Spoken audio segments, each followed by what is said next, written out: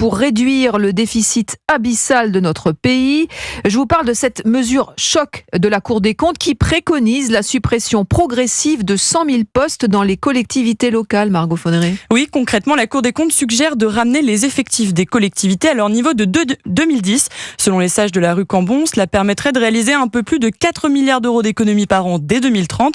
Et face à la nécessité absolue de diminuer le déficit, cette mesure est nécessaire, estime François Ecal, spécialiste des finances publiques. Comme les collectivités locales, ça représente 20% des dépenses, et comme dans les dépenses des collectivités locales, les dépenses de personnel comptent pour beaucoup, oui, c'est nécessaire, il faut le faire. D'autant plus qu'on ne peut pas tellement jouer sur les rémunérations. On a des problèmes d'attractivité dans l'ensemble de la fonction publique, donc le volume des effectifs, c'est ça qu'il faut réduire, oui.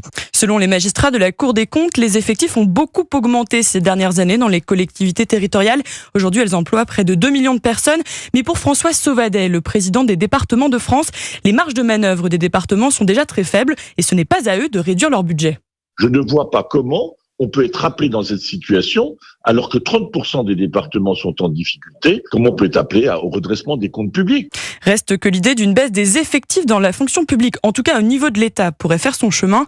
Selon Bercy, des baisses d'effectifs dans certains ministères figureront bien dans le projet de loi de finances pour 2025. Les informations de Margot Fauneray du service économie d'Europe 1.